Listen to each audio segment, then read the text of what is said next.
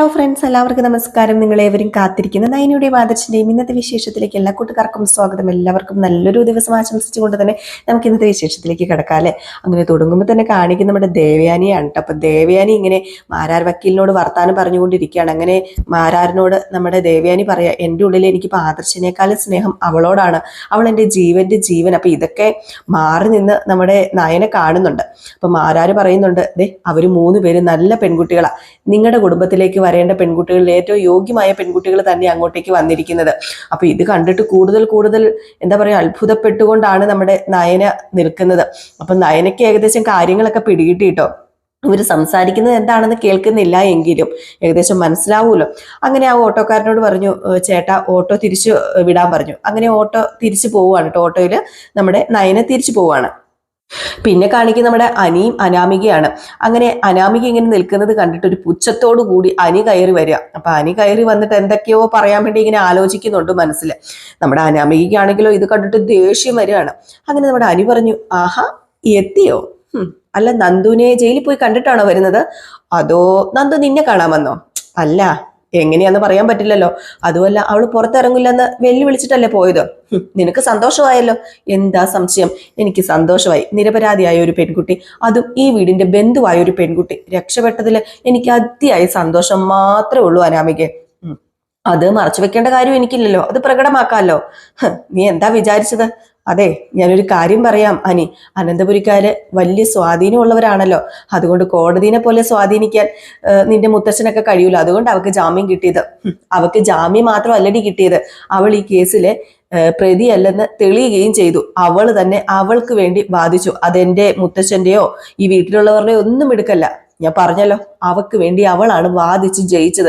അത് അവളുടെ മിടുക്ക. അവള് സാധാരണ ഒരു പെൺകുട്ടിയല്ല.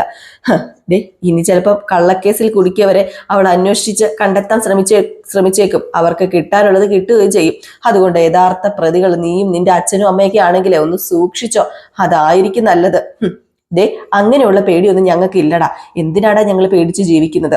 അവള് നിരപരാധിയാണെങ്കിലും അല്ലെങ്കിലും ശരി, ആണുങ്ങളുടെ ദേഹത്ത് കൈവെക്കുന്ന ഒരു നല്ല സ്വഭാവത്തിന് ഉടമയല്ല.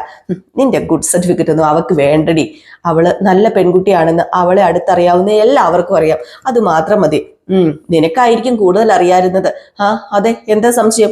എനിക്കാണ് കൂടുതൽ അറിയാവുന്നത്.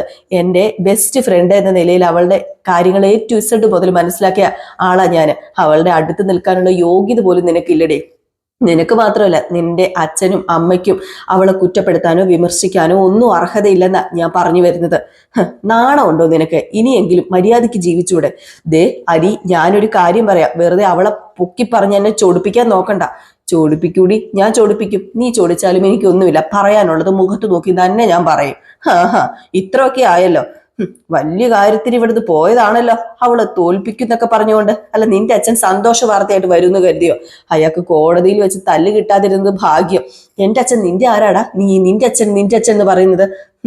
എൻ്റെ അച്ഛനെ അല്ല, നിന്റെ അച്ഛനെ എൻ്റെ അമ്മായിയപ്പനല്ല. പിന്നെ നീ എൻ്റെ ഭാര്യയും അല്ലല്ലോ. നീ മിണ്ടാതവിടെ ഇരുന്നോ.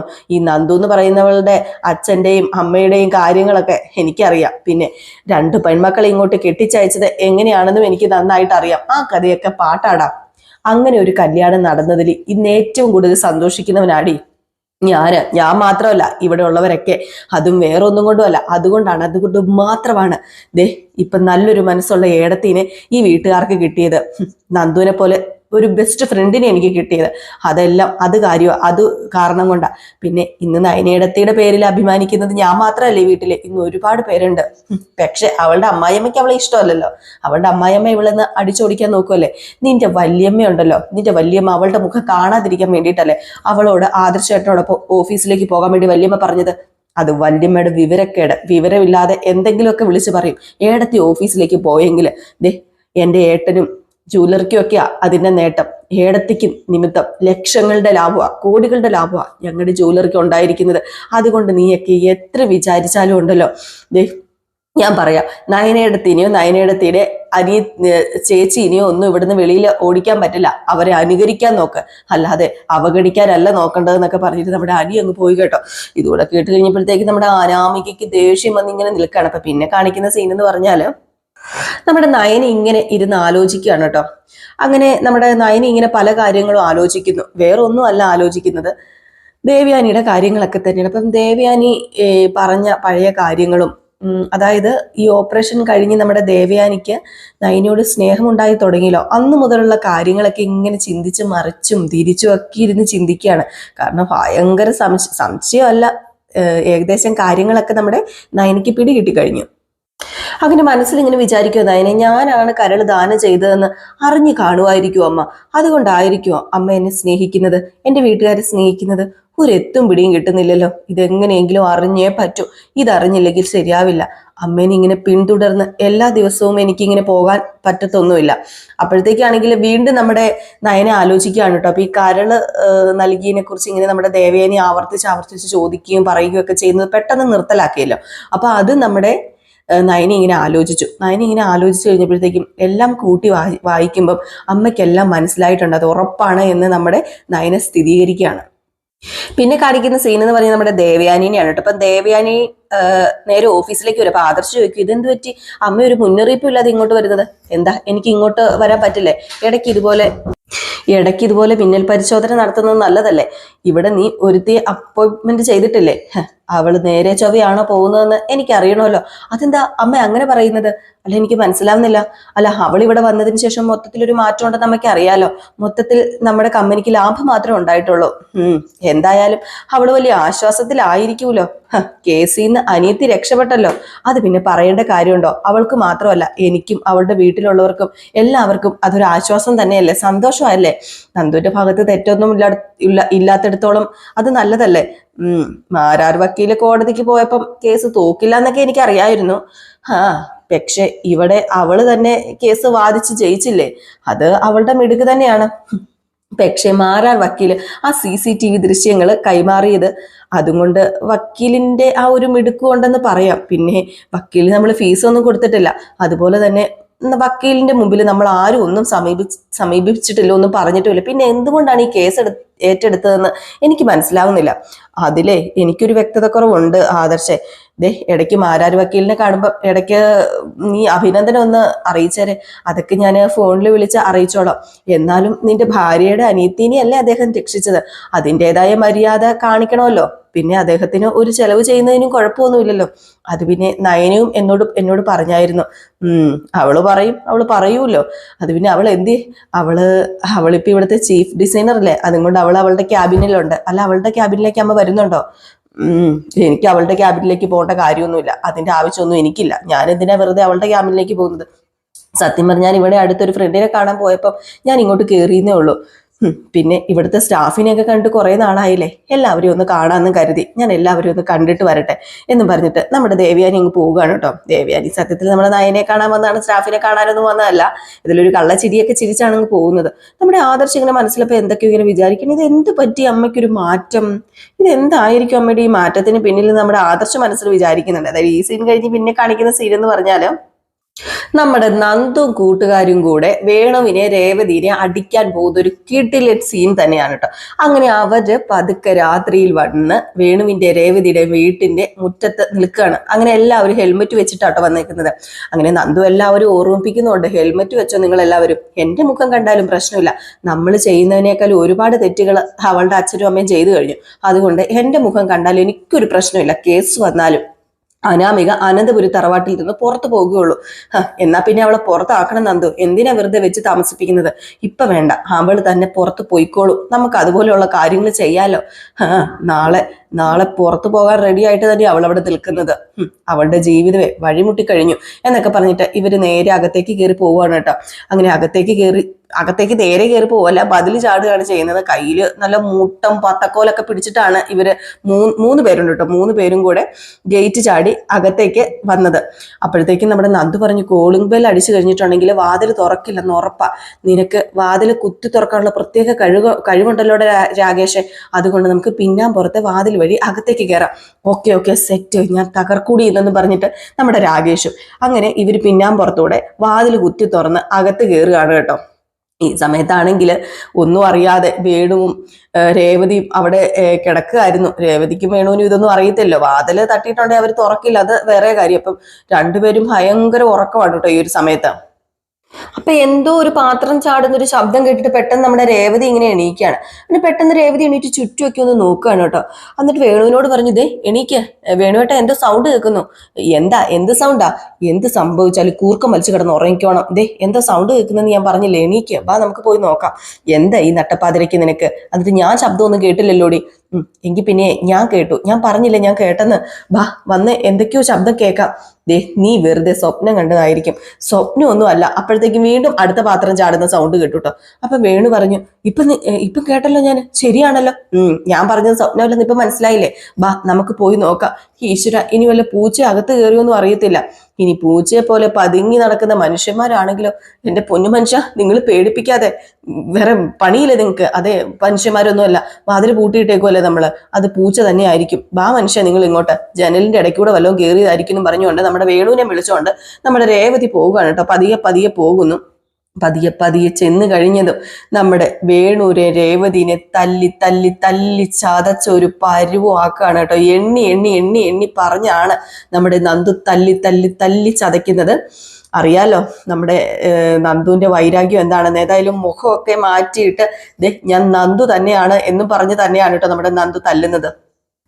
ഈ സമയം നമ്മുടെ നന്ദു പറയുന്നുണ്ട്, ഇനി മേലാൽ എന്റെയോ എന്റെ ചേച്ചിമാരുടെയോ പുറകെ നീ നടന്നു കഴിഞ്ഞാൽ, എന്തെങ്കിലും ചെയ്തു കഴിഞ്ഞാൽ, അന്ന് കള്ളക്കേസിൽ കുടുക്കിയതും അതുപോലെ എന്റെ ചേച്ചിയുടെ അമ്മായിയമ്മയ്ക്ക് വിഷം കലർത്തി പാല് കൊടുത്തത് നിങ്ങളാണെന്ന് സഹിതം ഞങ്ങൾക്കറിയാം. അതൊക്കെ വെളിയിൽ കൊണ്ടുവരണ്ട എന്നുണ്ടെങ്കിൽ മര്യാദയ്ക്ക് നടന്നോളാം. കണ്ടതും കേട്ടതും എല്ലാം ഇവിടെ ഉപേക്ഷിച്ചോണം. ഇനി എൻ്റെ പുറകെ വരരുതെന്നും പറഞ്ഞുകൊണ്ട് വീണ്ടും നന്നായിട്ട് തല്ലി ചതച്ചിട്ട് പോവുകയാണ്. അവിടെ കിടന്ന് കാറി നിലവിളിക്കുക എന്നുള്ളതല്ലാതെ വേറൊരു രക്ഷയില്ല വേണുവിനും രേവതിക്കും. അതുപോലെ നല്ല ചതവ്, അതായത് മുറിവല്ല ചതവ്, നല്ല ചതവാണ് കിട്ടിയിരിക്കുന്നത്.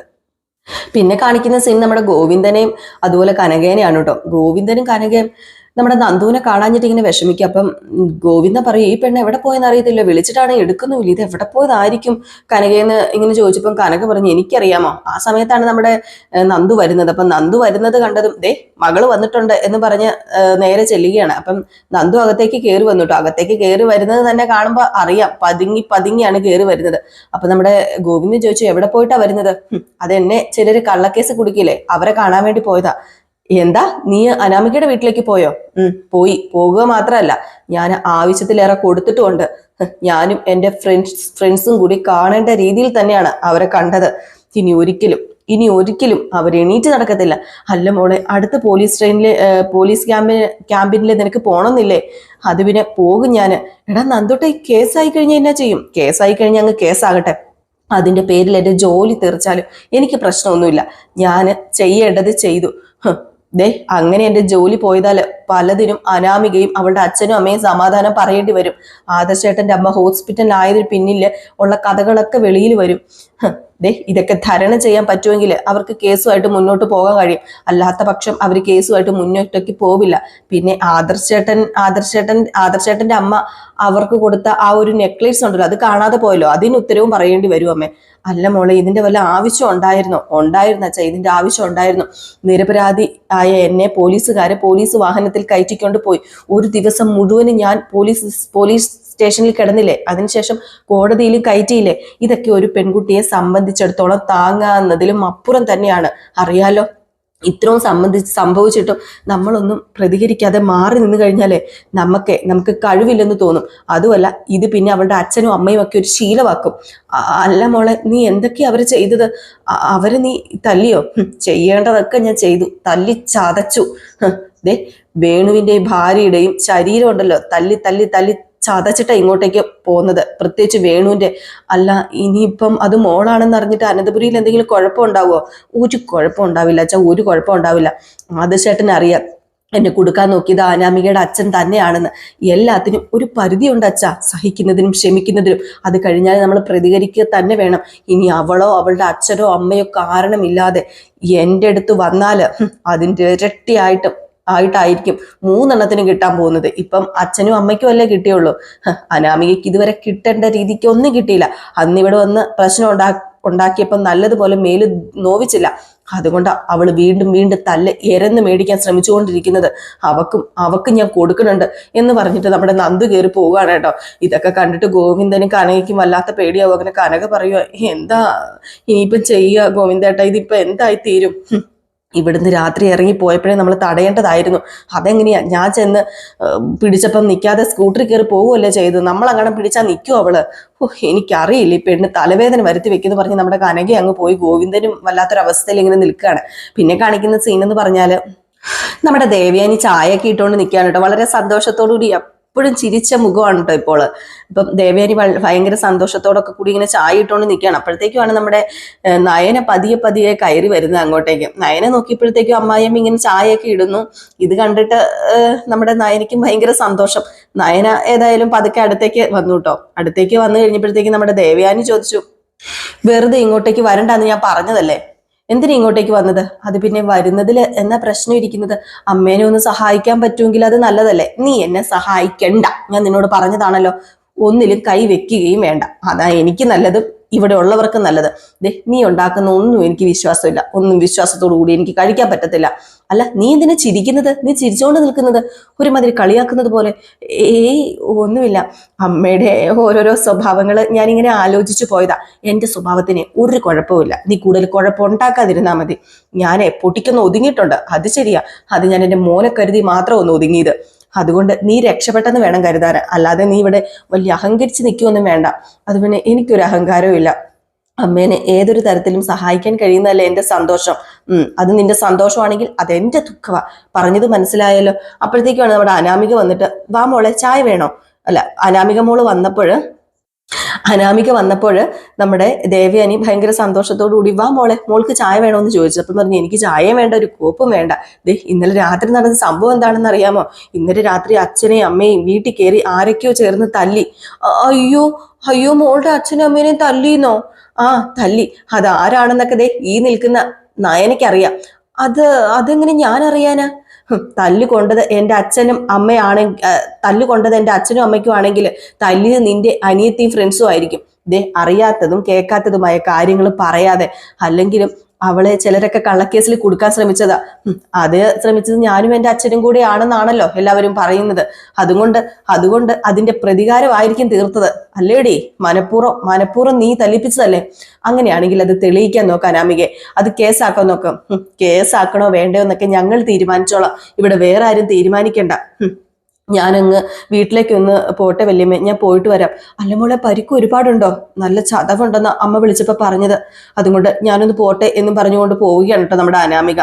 അപ്പോഴത്തേക്ക് നമ്മുടെ ദേവയാനി പറഞ്ഞു, അവളും അവളുടെ ഫ്രണ്ട്സും കൂടെയാണോ ഇത് ചെയ്തത്? അത് പിന്നെ എനിക്കറിയില്ല. അവളെ കള്ളക്കേസിൽ കൊടുക്കാൻ നോക്കിയത് അനാമികയുടെ അച്ഛനാണെന്നുള്ള കാര്യം ഉറപ്പാ. അതുകൊണ്ട് അവള് അങ്ങനെ ചെയ്തോ എന്ന് എനിക്ക് സത്യമായിട്ടും അറിയില്ല അമ്മേ എന്നിങ്ങനെ പറയാണ്. അപ്പം ഈ ഒരു ഭാഗം കാണിച്ചിട്ടാട്ടോ നമ്മുടെ ഇന്നത്തെ വിശേഷം അവസാനിക്കുന്നത്. അപ്പൊ എല്ലാവരും കാത്തിരിക്കുക, അടിപൊളി വിശേഷം തന്നെയാണ്. ഏതായാലും ഇനിയിപ്പം അനാമികയ്ക്കാണ് അടുത്ത ഇരുട്ടടി കിട്ടാൻ പോകുന്നത്. അതിനു മുമ്പായിട്ട് തന്നെ ഒരു വലിയൊരു ഇതൂടെ ഉണ്ടല്ലോ, ഒരു സീനും കൂടെ ഉണ്ടല്ലോ, നമ്മളെല്ലാവരും കാത്തിരുന്ന ആ ഒരു സീനും. അപ്പൊ ആ സീനും ഇനിയിപ്പം നാളെയൊക്കെ ആയിട്ട് വരാൻ പോവുകയാണ് കേട്ടോ. നമ്മുടെ നയനയും ദേവയാനി കൂടെ കെട്ടിപ്പിടിച്ച് ആ ഒരു എന്താ പറയാ, ആ ഒരു സ്റ്റേജിൽ, ഒരു വേദിയിൽ ഇങ്ങനെ നിൽക്കുന്ന. അപ്പൊ അതൊക്കെ നാളെയും മറ്റന്നാളൊക്കെ ആയിട്ട് വരാൻ പോവാണ്. അപ്പൊ എല്ലാവരും കാത്തിരിക്കുക. അപ്പൊ നിങ്ങളുടെ സ്നേഹത്തിനും സപ്പോർട്ടിനും ഒക്കെ ഒരുപാട് നന്ദിയുണ്ട്. വീണ്ടും നിങ്ങളുടെ സ്നേഹവും സപ്പോർട്ടും ഇതുപോലെ തന്നെ ഉണ്ടാകുമെന്ന് പ്രതീക്ഷിക്കുന്നു. അതുപോലെ തന്നെ ആരെങ്കിലും ആദ്യമായിട്ട് നമ്മുടെ ചാനൽ കാണുന്നുണ്ടെങ്കിൽ ഇതുവരെ സബ്സ്ക്രൈബ് ചെയ്ത് വെച്ചിട്ടില്ല എങ്കിൽ തീർച്ചയായിട്ടും ഒന്ന് സബ്സ്ക്രൈബ് ചെയ്ത് വെച്ചോളൂ കേട്ടോ. അതിനോടൊപ്പം എല്ലാവരും മാക്സിമം നമ്മുടെ വീഡിയോ ഇഷ്ടപ്പെടുകയാണെങ്കിൽ ഒരു ലൈക്ക് വെച്ചിട്ട് പോകാമല്ലോ. അപ്പൊ എല്ലാവർക്കും ടാറ്റാ, ബൈ ബൈ.